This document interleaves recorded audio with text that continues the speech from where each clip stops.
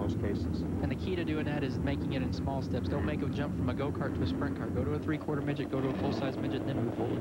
Here we go in the lineup. Dwayne Markham is on the pole with Clay Klepper alongside. Second row, Rex Calderwood and Donnie Beechler. In row number 3, Brian Stanfill and Ronnie Day, last week's winner. Jason Leffler and Shane Scully are in row number 4. The 5th row, Steve Payton and Mark de Beaumont. In row number 6, Robbie Block and Rick Treadway. 7th row, Jordan Hermansater and Jimmy Sills. Back in row number 8, it's Corey Kruzman and Tony Elliott. In the 9th row, J.J. Yaley and Ricky Shelton. They've got a long way to go. Row number 10, Robert Delacki and Floyd Alvis. And in the final row, Robbie Rice and Jack Walker. States Midgets, here's the green. We're going to find out real quick how slick this racetrack is. I think everybody's going to be a little bit cautious getting into this first corner. And it looks like everybody made it through in good shape. Sure did, and the pole sitter did not have a good start. He has fallen into 3rd position as the leader of the race is Clay Klepper.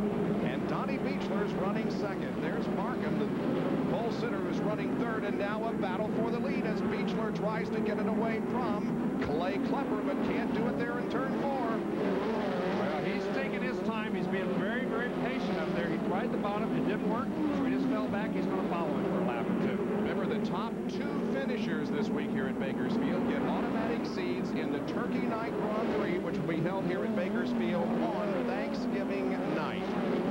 Dwayne Markham is right in the middle of that battle. He hasn't fallen back one bit. Once again, Beechler goes to the inside. It looks like this time he may have it pulled off. Well, he slides up, and Klepper won't give an inch. Boy, Clay Klepper is plenty brave. It would have been real easy for him to have done a Larry Brown and gone over that wheel. And back there in 4th position is Calderwood, but really the top 3 is where it's at, and Klepper continues to hold on to the lead now. Markham with a challenge there of Donnie Beechler. Beechler coming back, however, in turn number 4, and now Calderwood has come on to the scene. He certainly has. And Ronnie Day down there in that black 28 car, he's trying to get into the mix of things. He's running in 5th spot. I think you see everybody kind of searching around right now, trying to find the line they want. When they put the water on here, it kind of revives the track from the way it used to be. But I think all these drivers know, too, that it won't stay that way long, so they're kind of searching for what their car wants right now. They continue to run in the same order, although it's still very, very close up front. Clay Klepper is the leader. The 16 car of Jack Walker has been black flagged. That's who the leaders are coming up to lap right now.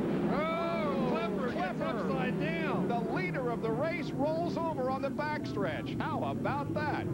Well, he just did a spin, and he came around on that soft side. The left side of these cars, very, very soft. They run very soft torsion bars, very soft suspensions, hardly any air in the tires, probably 3 pounds of air. And when he got on that side, it just kind of turned over. As long as they roll it easy, it's okay. I don't think it hurt anything on the race car. Yeah, I think maybe he may be able to restart. Here's what happened coming down off of corner number 2. Well, Walker's trying to get off of the racetrack. He was black flagged, and at the same time, Klepper was trying to get to the inside of him and just had no place to go. And once he got spun around and that car dug in on that very soft left side, it just kind of tipped him over, and that almost was a Tommy Tippo. Yeah, he's got a problem here. Yeah, he's got a problem, and it's, you know, like I said, it's got to be getting hot in there. And you can see right there, he can't get the car stopped. He's probably trying to use the brakes right now, and it won't stop on him.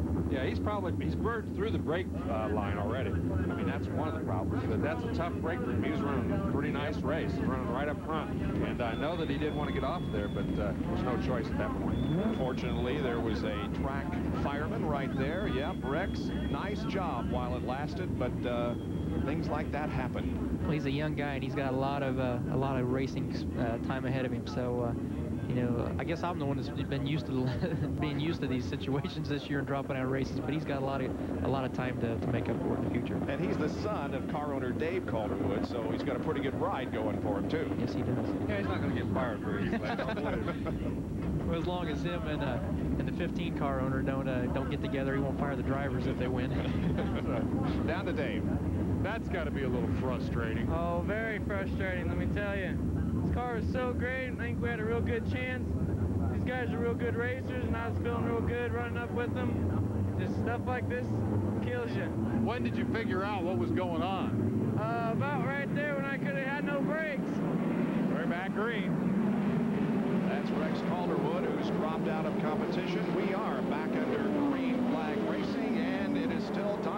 Leffler showing the way with Markham running in second spot, followed by Ronnie Day, then Jason Leffler, Brian Stanfill, and Jimmy Sills. As Sills and Stanfill bang wheels. Here comes Brian up to challenge Jimmy Sills. Yeah, Stanfield's doing a very nice job. He's run this racetrack. This is his home racetrack, more or less. He is doing a very good job. But Leffler's the one that got a great restart there. He moved up into fourth spot. Now that he's gone up and challenged a little more. Here comes Tony Elliott, who started near the back of the pack. Yeah, he's got a long way to go. That's Payton right behind him. We're going to ride along with Payton. And take a look. He goes right to the very bottom of the racetrack. Tries to sneak under. You can see those real shiny spots. That's where it's slick. You don't want to get on that any more than you have to. Boy, he's got his hands full, doesn't he? Well, this racetrack is a handful. I think any of the drivers will tell you that it's changed tremendously tonight, but that's good. I mean, it makes everybody be on your toes. It has been a terrific racetrack in terms of spectators and our television cameras. Some great action. Oh, Stanfield has the back end of his car caved in, it looks like, as we're at the halfway point. Look at Leffler. He's really working on the 31 car. Wayne Markham trying to get around. Now then, Block, look at him. He's to the inside of Stanfield, who's right on around him. Man, there's racing everywhere. In every position has got a battle going.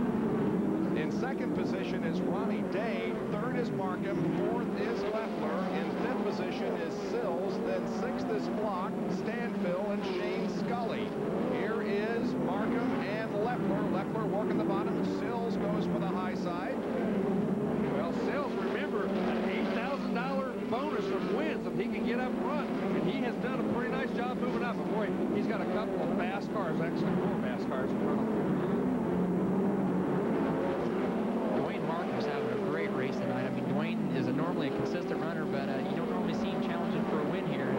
He's really holding on to the second spot very well. Jason's not anybody to take lightly, and he's doing a great job of holding him off right now. He finished 22nd in the feature race here last week and finished 8th at Hanford. Once again, Leffler tries to move in on him. Thought he had a good run there on the backstretch, but it did not work out. Now here's the leader, Beechler, about to lap Clay Klepper, who was the leader earlier in the race. Leffler and Sills now are side by side and wheel to wheel, and the caution flag comes out as we were about to have a 3-way battle there for position. A car is upside down here on the main straightaway. I think that's a relative of Larry Rice's. It appears to be, doesn't it? It looks like the 7th car. Yeah, it's not Pankratz, I don't believe. I believe it is Robbie Rice. Yeah, that is Robbie Rice. He's upside He's down. having to race his way in this time, though. Beechler's car broken, and we're going to the restart.